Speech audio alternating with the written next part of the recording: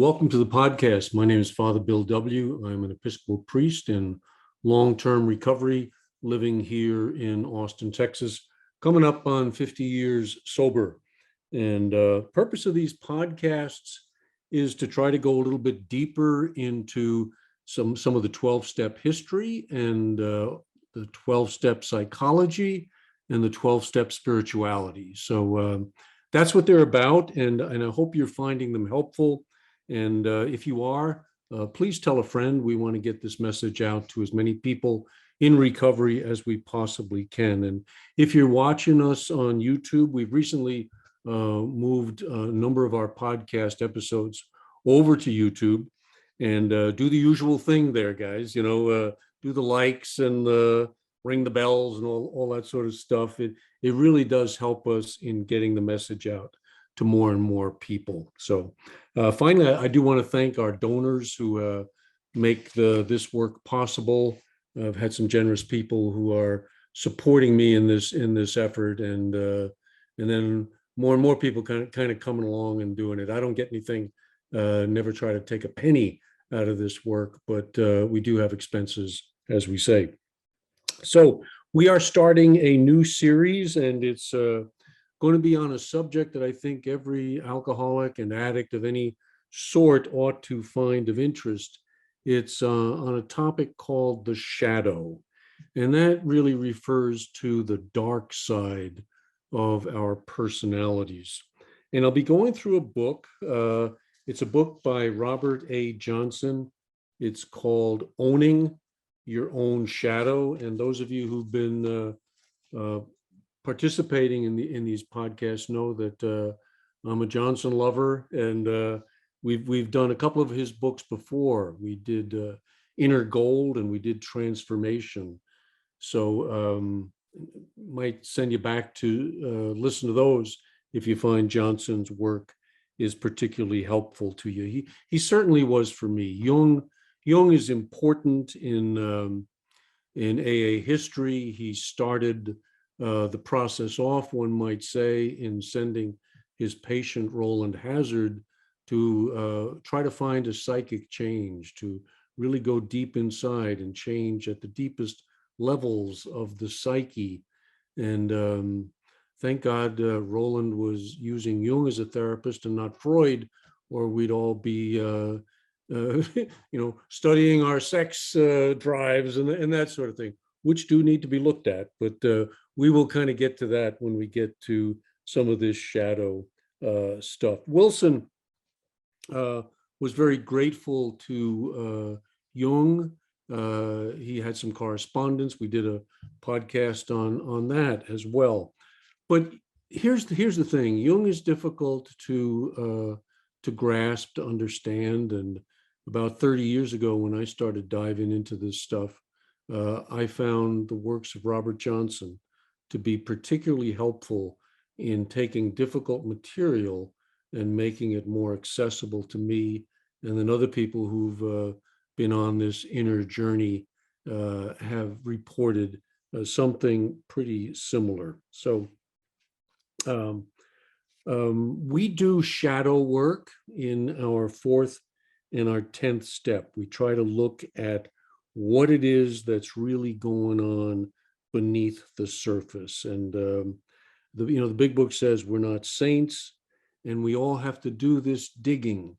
And if we do the digging, it may be scary at first, but in time we come to see the real benefit, the payoff of going inside and finding these dark shadow corners of our minds and engaging with them, making them conscious. That's really what we're attempting to do, to make the unconscious conscious. And as addicts, I think we understand this split that we have inside of us, that there are parts of us that really want to recover, and then there are parts of us that want to say, the hell with this, and we have these voices inside us, and so the shadow is that part of us that's repressed, denied, pushed down. It's the parts of us that we think are unacceptable. And the way we develop this is very early in life. We're trying to become members of our family, members of our communities, members of our cultures, and they do things a certain way. And if you don't do them that way, you kind of have the finger pointed at you. You're shamed in many ways. And so these shameful parts of us that are perhaps going on inside of us, they get pushed down. They get relegated down to the basement. Robert Bly had a nice expression for this. He said it's like he was going through life, starting as a kid, and anything that wasn't acceptable, he had this bag that he was dragging behind him. And if this part of himself was unacceptable and you weren't going to like it, and he didn't want to show it to you, boom, into the bag it went, and then traveled on a little further till he found something else that kind of fit that category. And that too goes into the bag. I use the expression, send it down into the basement, lock it up, push it down. And that's what we do. And that's fine if those demons would stay there. But they have a way of coming up the stairs again. They have a way of creeping out, and then they surprise us. It's kind of this Dr. Jekyll and Mr. Hyde. I mean, that's what that story is about. Or the Christmas tale of Scrooge, where Marley's ghost is coming to visit him at night. This is shadow stuff. He's living his life at one level, and then at another level, it's almost like there's another person inside. As an addict, I remember I'm very shy. I'm not one who seeks the limelight. And once I got drunk and I led a sword fight with a roommate of mine in college, and led a sing-along with 500 people. Could never have done that sober, but drunk, another part of me came out.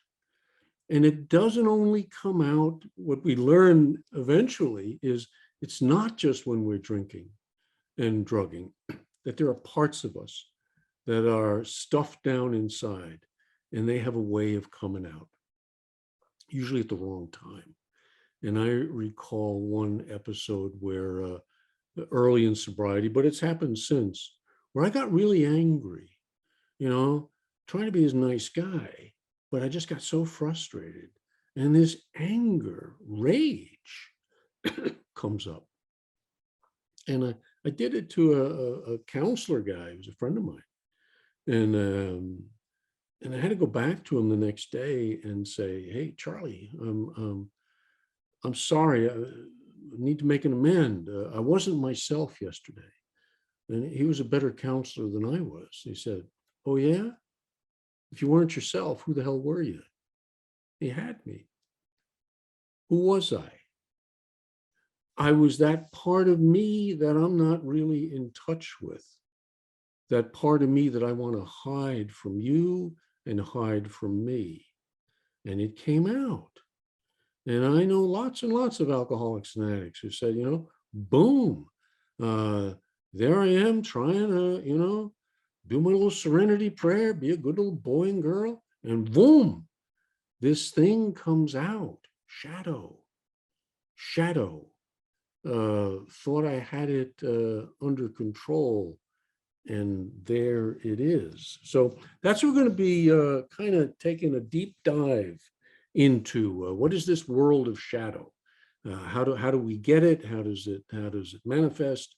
And most importantly, Johnson is going to help us in terms of how do we bring it into consciousness. So let's see. I think what I wanted to do in this first episode is start off with Johnson's introduction. We're not going to get very far, but I think he lays a nice framework for what the problem is and how we're going to find it. Okay, so I'm going to read his introduction. Again, the book is Owning Your Own Shadow. He's a great writer. Starts off. It was said that Dr. Jung's favorite story went something like this. The water of life, wishing to make itself known on the face of the earth, bubbled up in an artesian well and flowed without effort or limit. People came to drink of the magic water and were nourished by it, since it was so clean and pure and invigorating. But humankind was not content to leave things in this Eden-like state. Gradually, they began to fence off the well, charge admission, claim ownership of the property around it, make elaborate laws as to who could come to the well. They put locks on the gates. Soon, the well was the property of the powerful and the elite. The water was angry and offended. It stopped flowing. It began to bubble up in another place. The people who owned the property around the first well were so engrossed in their power systems and ownership that they did not notice that the water had vanished. They continued selling the non-existent water, and few people noticed that the true power was gone. But some dissatisfied people searched with great courage and found the new artesian well. Soon that well was under the control of the property owners, and the same fate overtook it. The spring took itself to yet another place, and this has been going on throughout recorded history. One of the things I learned very early in recovery from a therapist was that the life of an institution can be very much like the life of an alcoholic or an addict, that they take on the same characteristics. And you can look at this story that Johnson is telling from Jung, either at two levels. You can look at it as the story of spiritual institutions, how they carry a shadow behind them, look really good on the surface, all right? But underneath, the water is not flowing. The intent that the institution had in the beginning is drying up. And the same thing happens to an addict. You know, this energy, see, in the shadow, in the deepest parts of our psyche, there's great energy. And if we're just trying to be good, instead of trying to be whole, watch for the energy to start drying up. Watch for recovery to start becoming boring, restless, irritable, discontent, until what? Till I have an explosion of some sort. I wasn't myself. Oh, yes, you were. But you're another self, along with this outside self, along with this persona, this image, this mask that we wear. And we have to do it. He'll make that very clear in the book. We have to do it. But we also have to find balance, because there's also a world going on inside of me. And that's the world that I really need to be getting to in my fourth step, in my 10th step, in my watching. Watch for the water. Is it flowing or is it not?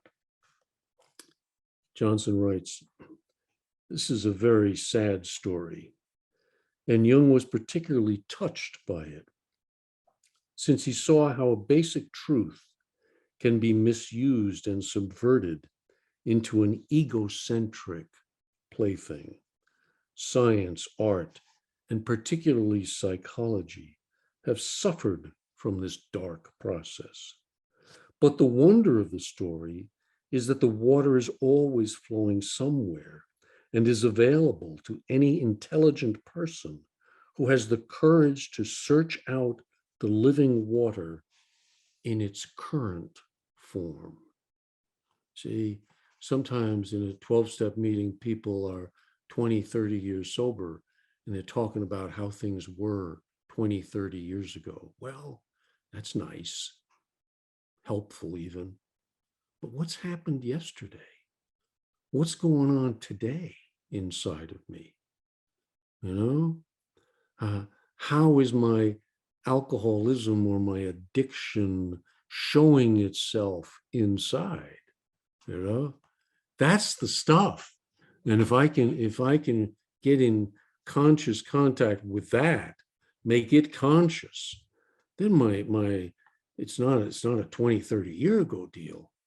It's wow, look what happened yesterday. Look what I got in touch with today. It's exciting stuff.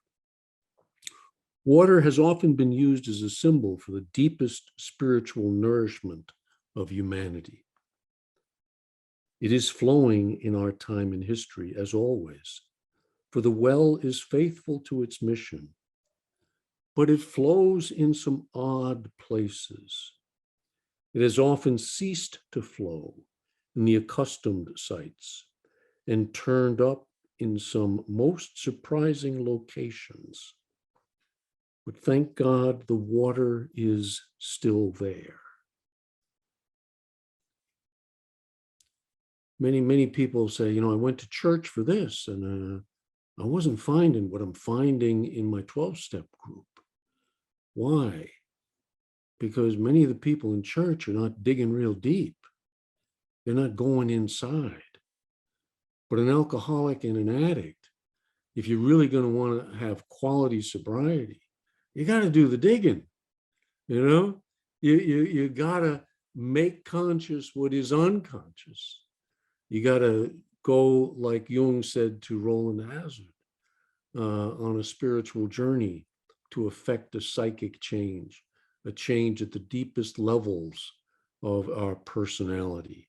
Get a hold of that, and you're really on to a life in recovery that is filled with meaning.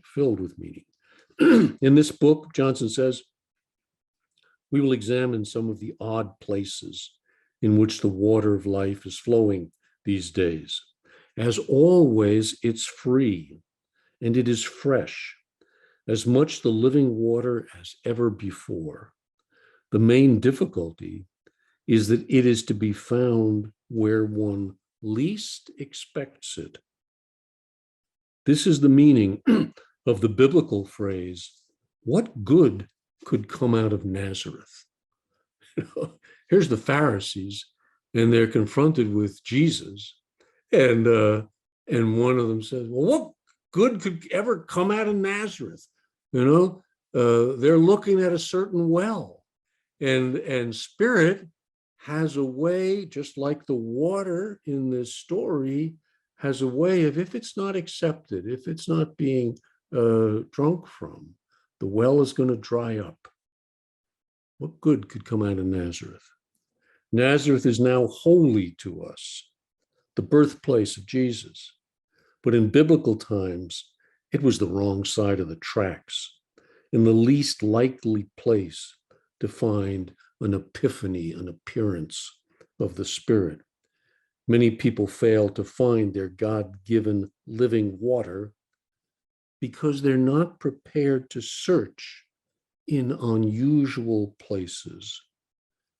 It is likely to turn up in Nazareth again and be as ignored as before. Jung had an expression that those who haven't found God haven't looked low enough. It's like we search for God out there in the sky, in the universe. But he says that's not where you need to look. Where you need to look is inside of self. What is at the depth of my own personality? What's at the depth of my own need? Where is it when the ego runs up against the wall and says, I need help? You know, that's when you're going to find God, not in a theology book, but often in the gutter, you know, often when your back is up against the wall. You know, the Oxford group prayer that I loved when I first stumbled upon it. They said, oh God, if there's a God, please help me. It's not like you even have to believe. You just have to be thirsty. You have to be thirsty enough for the water of life, that you've dried up, and you're on then a spiritual quest. One such unexpected source is our own shadow. Now, this is the important part that he's getting to. That dumping ground for all those characteristics of our personality that we disown.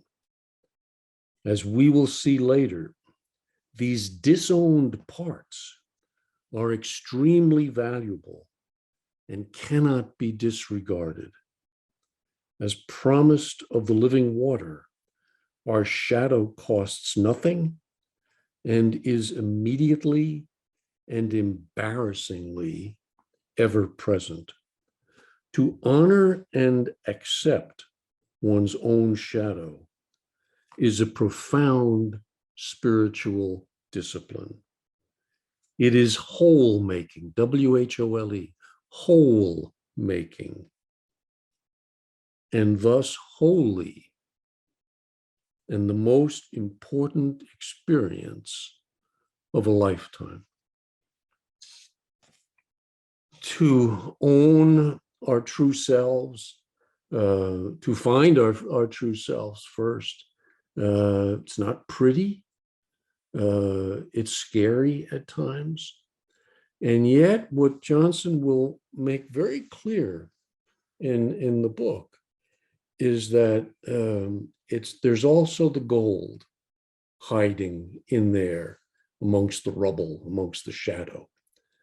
Alcoholics and addicts, we fight really, really hard to deny some of the best parts of ourselves. Is oftentimes you give a compliment to an alcoholic, and oh, he's going to brush it off, or she's going to deny it. No, that's not me. Well, there's gold in there. There's gold in them there hills, in them shadows. And so that's what Johnson is going to introduce us to, take us on a journey, go down that basement, open up the doors, see who's in there, and welcome them. Welcome them.